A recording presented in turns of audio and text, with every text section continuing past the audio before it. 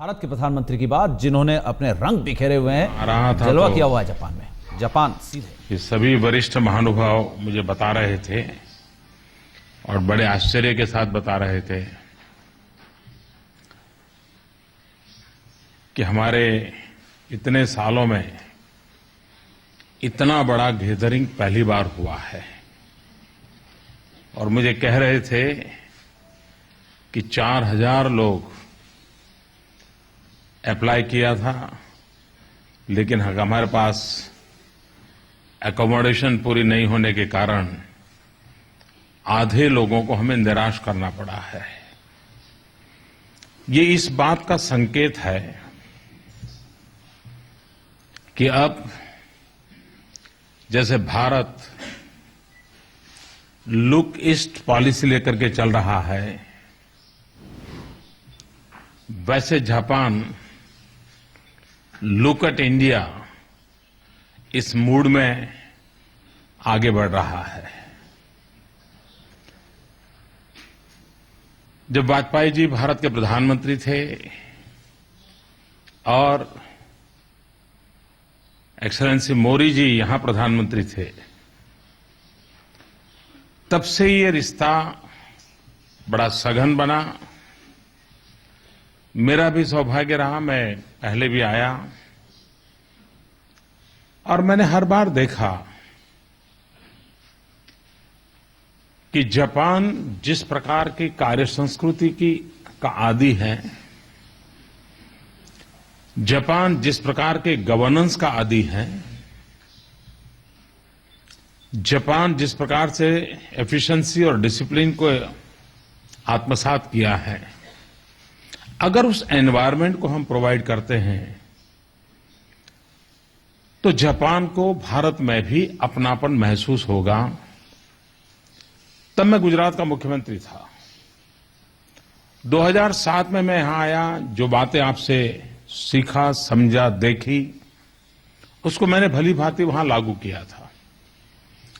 2012 में आया, मैंने दोबारा उसको और बारीकी से देखा, फिर उसको लागू किया और आज परिणाम ये हुआ कि जब मैं भारत के प्रधानमंत्री के रूप में आपके बीच आया हूं, तब मैं आपको विश्वास दिलाने आया हूं कि अगर जापान के बाहर आपको कहीं पर नजर डालनी है तो मुझे नहीं लगता है कि अब आपको इधर उधर देखने की जरूरत है।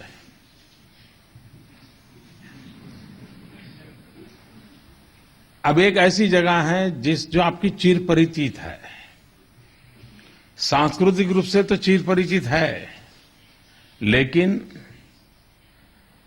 आप अपने आप को के विस्तार के लिए, अपने आप के ग्रो के लिए, आप जो जिस जगह की तलाश में हैं, मैं आपको विश्वास दिलाता हूं, मैं आपको निमंत्रण देता हूं, शायद भारत से बढ़कर के आपके अनुकूल और कोई जगह नहीं है। ये मैं विश्वास दिलाने आया हूं। मुझे अभी सरकार में सिर्फ 100 दिन हुए हैं। एक्सेलेंसी मोदी जी के साथ भी संबंध बहुत पुराना है और प्रधानमंत्री आबे जी के साथ भी बहुत पुराना संबंध है। और पिछले 3 दिनों में मैंने देखा है कि जापान का भारत के साथ जुड़ करके अनेक क्षेत्रों में आगे बढ़ने के लिए बहुत सारी संभावनाएं, उसमें हमारा विश्वास पक्का हो गया है। कल का हमारा जॉइंट स्टेटमेंट आपने देखा है।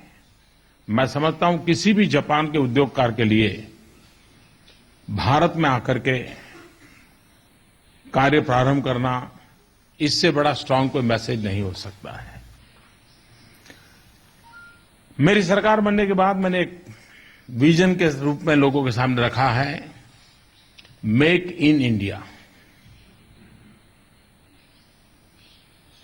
मैं छोटा था तो कोई कहता था मेड इन जापान, तो हम लोगों का मन करता था यार कुछ देखने की जरूरत नहीं, किस शहर में बना, किस कंपनी ने बनाया, ले लो। ये प्रतिष्ठा थी।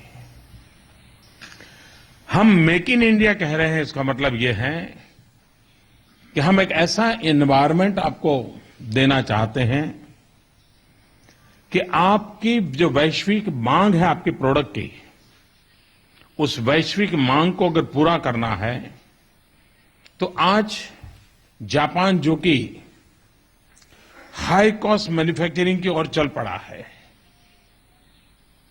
आपकी पूरी इकोनॉमी हाई कॉस्ट एंड वाली बनती जा रही है और इसलिए आपके लिए बहुत अनिवार्य है कि लो कॉस्ट मैन्युफैक्चरिंग की संभावनाएं हो,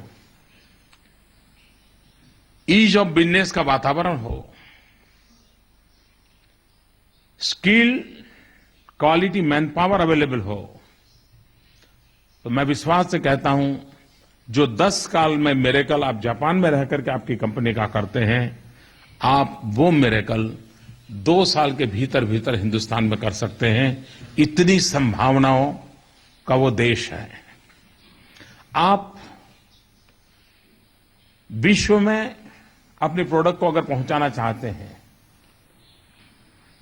और कॉम्पिटिटिव मार्केट है, अगर विश्व में आप अपने प्रोडक्ट पहुंचाना चाहते हो तो it's a god gifted location है इंडिया का कि आप वहीं से, और हमारा बहुत ही वाइब्रेंट सी कोस्ट है, वहीं से आप western part of the world, middle east से लेकर के आगे कहीं पर भी जाना है, मैं समझता हूं इससे बढ़कर के कोई सुविधा नहीं होती है।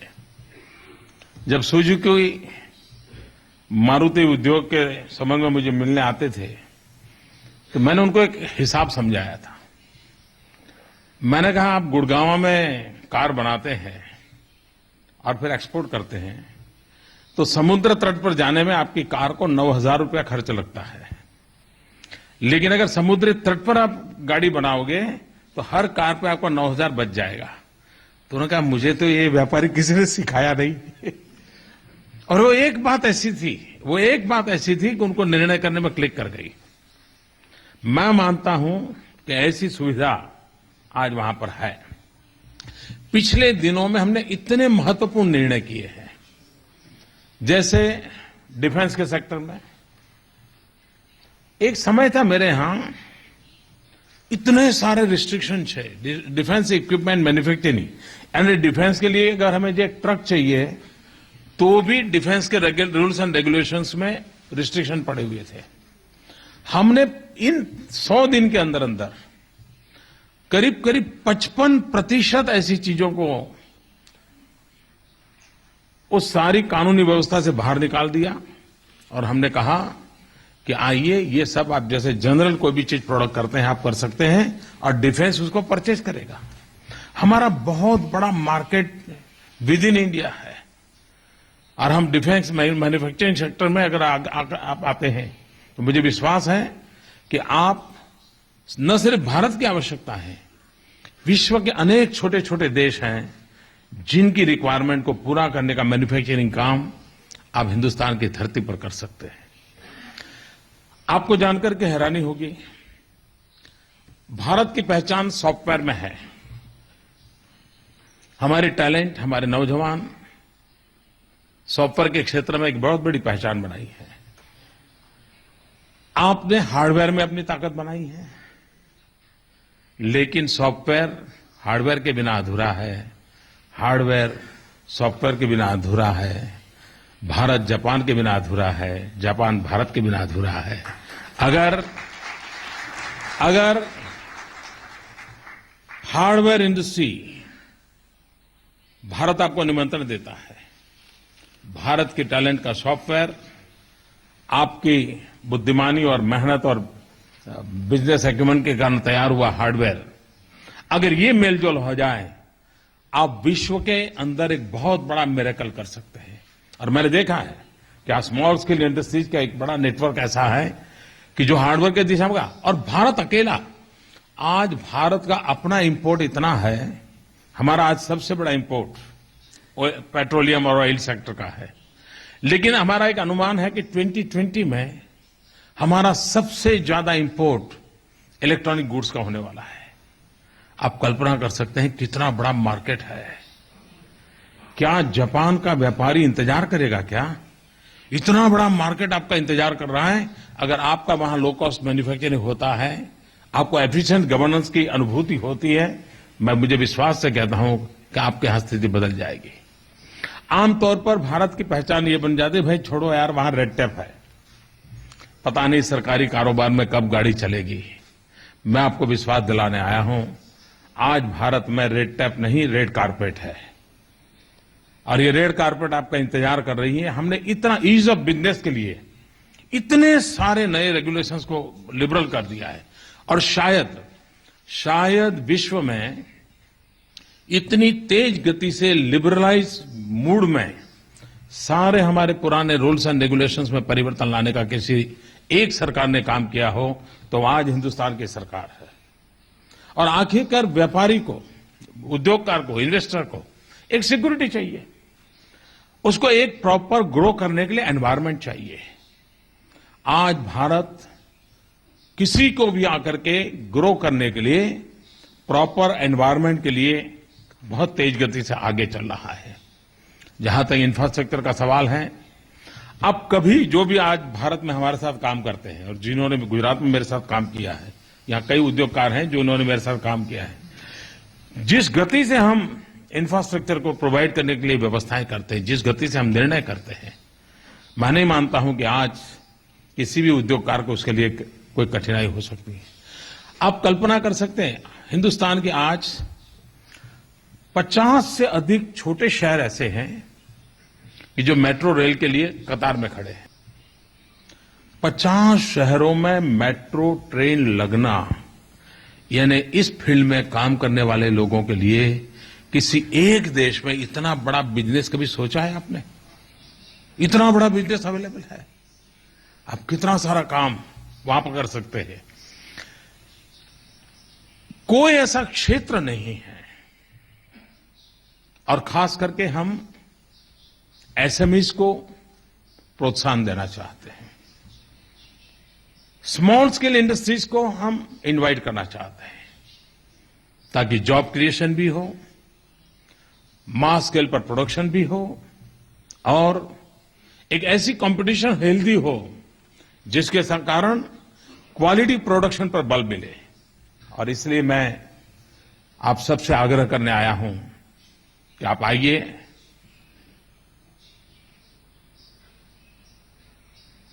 और कल भी मैंने एक जगह पे कहा था, 21वीं सदी एशिया की सदी है। मतलब क्या है? इसका मतलब ये है कि विश्व की आर्थिक गतिविधि का केंद्र ये बनने वाला है। विश्व की आर्थिक गतिविधि का केंद्र बनने वाला है, तो कहां बनेगा? मैं देख रहा हूं आज विश्व के लोगों को 3 बातों के लिए शायद कोई एक जगह पर अपॉर्चुनिटी हो, वैसी विश्व में कोई जगह नहीं है। एक स्थान पर 3 अपॉर्चुनिटी। एक, डेमोक्रेसी, दूसरा डेमोग्राफी, तीसरा डिमांड। ये एक ही जगह ऐसी है जहां डेमोक्रेसी है, जहां पर डिमांड है और जहां पर 65% पॉपुलेशन बिलो 35 एज ग्रुप की है, डेमोग्राफिक डिवीजन। तीनों जगह बातें एक स्थान पर, वैसी विश्व में एक भी जगह नहीं है। और democracy safety, security and justice की गारंटी देती है। और आखिरकार बाहर के व्यक्ति को ये चीजें चाहिए जो हम प्रोवाइड करते हैं। उसी प्रकार से किसी भी उद्योगकार को, मैन्युफैक्चरर को यंग ब्रेन चाहिए, यंग माइंड चाहिए, यंग पॉपुलेशन चाहिए, उत्साह उमंग से भरी हुई जवानी। अगर उसके हाथ में स्किल हो तो मिरेकल कर देते हैं। भारत आज विश्व का सबसे युवा देश है और डिमांड, आप कल्पना कर सकते हैं 125 करोड़ देशवासी, कितना बड़ा मार्केट है। अकेले हिंदुस्तान के मार्केट को आप सर्व करें तो भी आज जहां है वहां से अनेक गुना आपकी कंपनी ग्रो कर जाएगी। तो एक ऐसी सरकार आई है जो विकास के मुद्दे पर काम कर रही है। मैन्युफैक्चरिंग सेक्टर को हम बढ़ावा देना चाहते हैं और हमारे 100 दिन का रिकॉर्ड देखिए आप। सिर्फ 100 दिन में हमारा जो जीडीपी था वो 4.4, 4.5, 4.6 पर लुढ़क रहा था। पिछले 2.5-3 साल में जो हमने अचीव नहीं किया था वो हमने 100 दिन में कर दिया और 5.7% के जीडीपी हमारा हमने अचीव कर लिया। ये बताता है कि हमारे जो निर्णय है, हमारी जो पॉलिसीज है, ईज ऑफ बिजनेस की हमारी जो सोच है, उसके कारण ये परिणाम मिल रहे हैं। और इसलिए मैं आपसे निमंत्रण कर देता हूं कि आप आइए, हम सब मिलकर के एशिया को पीस और प्रोग्रेस की गारंटी के लिए जापान और भारत को कंधे से कंधा मिला करके जितना आगे बढ़ने की जरूरत है, उसी प्रकार से हमने एशिया के समृद्धि के लिए भारत जैसे देश की समृद्धि की दिशा में मिलकर के प्रयास करने की आवश्यकता है। मैं आप सबको निमंत्रण देता हूं, आप भारत आइए, अपना नसीब आजमाइए, अपना कौशल्य आजमाइए। भारत पूरी तरह आपका स्वागत करने के लिए तैयार है। मुझे दोबारा एक बार यहां आने का मौका मिला। बार बार मैं जेट्रो में आता हूं। अब तो मैं जब गुजरात में था तो एक जेट्रो का ऑफिस भी मेरे यहां तो मैंने खोल दिया था और हमारे कुछ मित्र हैं वो तो अब गुजराती बोलना भी सीख गए हैं। तो मैं चाहता हूं कि बहुत तेजी से, और मैं बारीक बारीक चीजों की केयर करने वाला इंसान हूं। मैं जानता हूं कि ईज ऑफ बिजनेस के लिए जितनी छोटी छोटी चीजें हैं, अगर 2 चीजें आप भी ध्यान में लाएंगे तो हम तुरंत उसको करने के पक्ष में रहते हैं। और इसलिए मैं आपको निमंत्रण देने आया हूं। फिर से एक बार आपने मुझे बुलाया और इतनी बड़ी संख्या में आपका आना ये बताता है कि आपका हिंदुस्तान के प्रति कितना विश्वास बढ़ा है, आपके हिंदुस्तान के प्रति रुचि कितनी बढ़ी है। और हिंदुस्तान और जापान मिलकर के एक नया इतिहास आर्थिक विकास के क्षेत्र में निर्माण कर सकते हैं। इस पूरे विश्वास के साथ आप सबका बहुत बहुत धन्यवाद। Thank you very much. モディ首相どうもありがとうございました。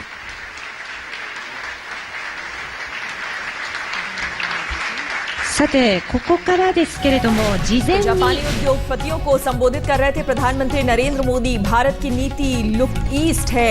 Narendra Modi ने ये बात कही, कई महत्वपूर्ण बातें कही, जिसमें कि उन्होंने ये भी कहा कि भारत की नीति लुक ईस्ट की ओर है और जापान की नीति लुक एट इंडिया ये है।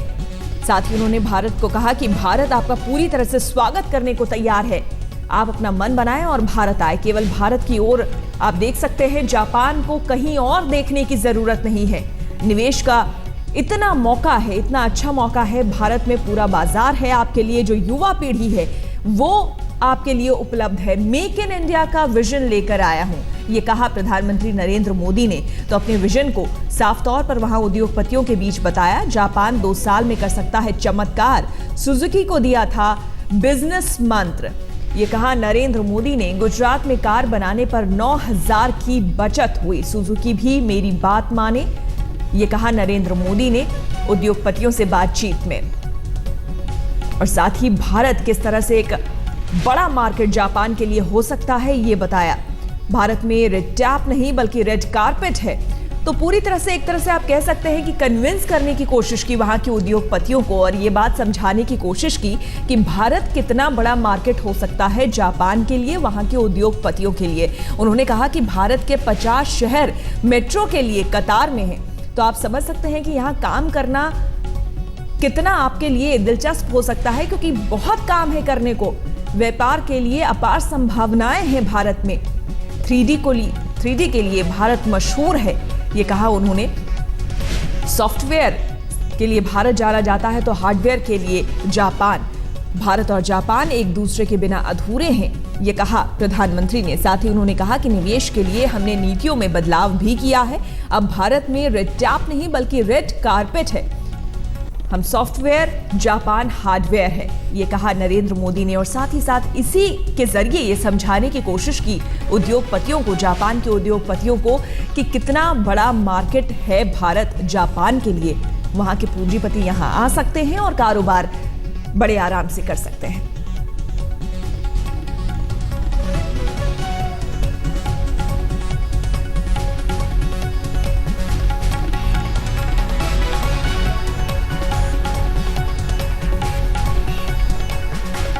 मैं जब यहां आ रहा था तो ये सभी वरिष्ठ महानुभाव मुझे बता रहे थे और बड़े आश्चर्य के साथ बता रहे थे कि हमारे इतने सालों में इतना बड़ा गैदरिंग पहली बार हुआ है। और मुझे कह रहे थे कि 4000 लोग अप्लाई किया था, लेकिन हमारे पास एकोमोडेशन पूरी नहीं होने के कारण आधे लोगों को हमें निराश करना पड़ा है। ये इस बात का संकेत है कि अब जैसे भारत लुक ईस्ट पॉलिसी लेकर के चल रहा है, वैसे जापान लुक एट इंडिया इस मूड में आगे बढ़ रहा है। और आपको फिर से लिए चलते हैं हम जापान, जहां पर प्रधानमंत्री नरेंद्र मोदी संबोधित कर रहे हैं। इसलिए मैं पूरा लिस्ट बनाने जाऊंगा तो बहुत बड़ा लंबा लिस्ट हो जाएगा, लेकिन मैं मानता हूं एक बहुत बड़ा काम स्किल इंडिया, हमारी कल्पना है स्किल इंडिया। मैंने देखा है कि हां, स्किल डेवलपमेंट के लिए काफी काम हुआ है। हम चाहते हैं, जैसे आपको जिस प्रकार का मैन पावर चाहिए, आप जिस इंडस्ट्री को लगाना चाहते हैं, हम हमारी जो रेगुलर टेक्निकल इंस्टीट्यूशंस है, हम आपको हैंडओवर करने के लिए तैयार हैं। आप वहां पर आपको जिस प्रकार का मैन पावर चाहिए वैसे क्लासेस शुरू कीजिए, आपके ट्रेनर्स लाइए और वहीं लोकल यूथ को 6 महीने में आप ट्रेन कीजिए और उन्हीं को आपके कंपनी में एब्सॉर्ब कर लीजिए। तो हम एजुकेशनल इंस्टीट्यूशंस, हमारे टेक्निकल इंस्टीट्यूशंस जो आईटीआईज हैं, अब जैसे सुजुकी के लोग हमारे यहाँ काम करने आए, तो हमने वहां की जो नजदीक के गांव है, वहां की जो आईटीआईज हैं, हमने उन्हीं को दे दिया। मैंने कहा कि आप इनके क्लासेस चलाइए, आपको जैसा मैन पावर चाहिए आप ट्रेन कीजिए, मैन पावर के लिए कोई तकलीफ नहीं होगी। यानी एक ऐसा हमारा संयुक्त रूप से काम करने की आदत है और इसके कारण मैं समझता हूं काफी कुछ फायदा हो सकता है।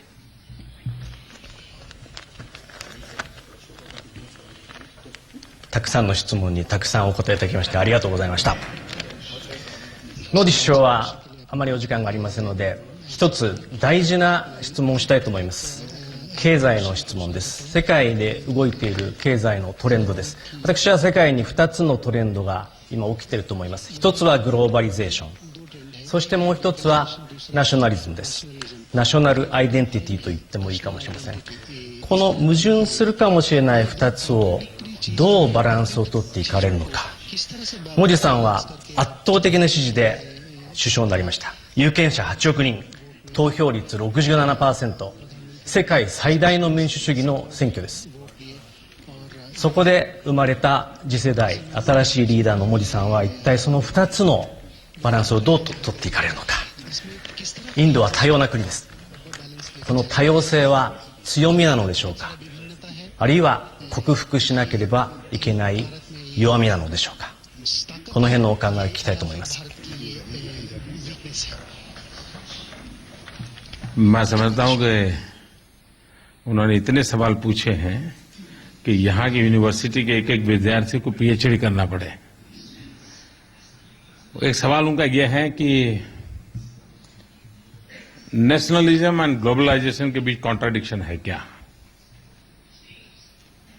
अब मान लीजिए कोई टूरिज्म को डेवलप कर रहा है, कोई मुझे बताएं कि टूरिज्म एक प्रकार से मानव को एक वैश्विक मानव बनने के लिए अवसर देता है टूरिज्म, लेकिन क्या वो अपनी आइडेंटिटी गंवा देता है क्या?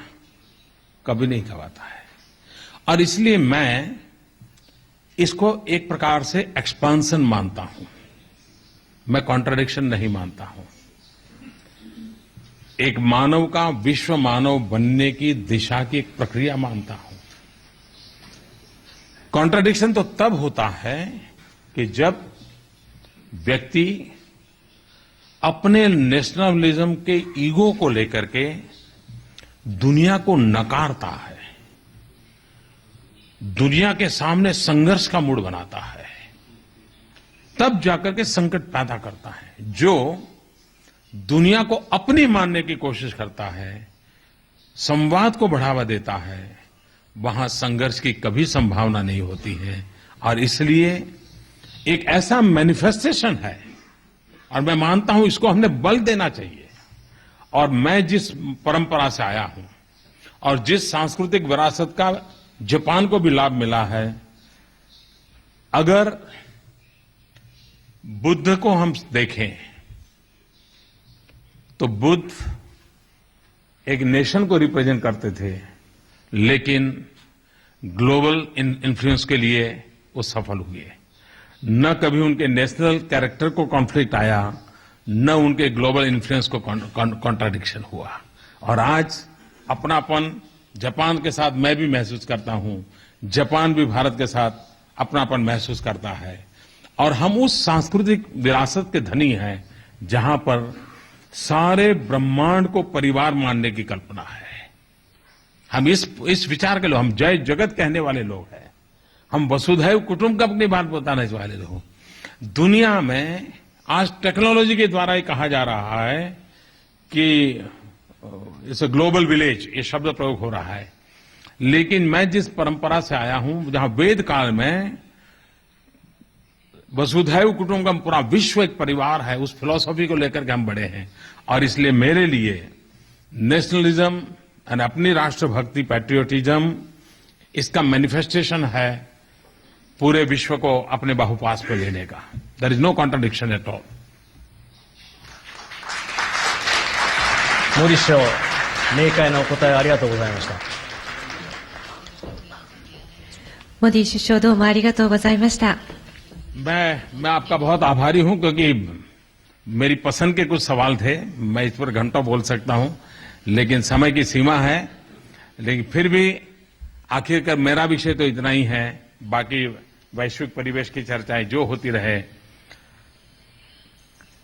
भारत आपका स्वागत करने के लिए तैयार है। आप मेक इन इंडिया इस संकल्प के लिए तैयार हो जाइए, और मेक इन इंडिया के लिए जो भी सुविधाएं चाहिए वो सुविधाएं आपके लिए प्रस्तुत हैं। धन्यवाद। モディ首相どうもありがとうございました。続きまして鈴木会長兼社長鈴木治様より歓迎挨拶を賜りたいと存じます。それでは鈴木様よろしくお願いいたします。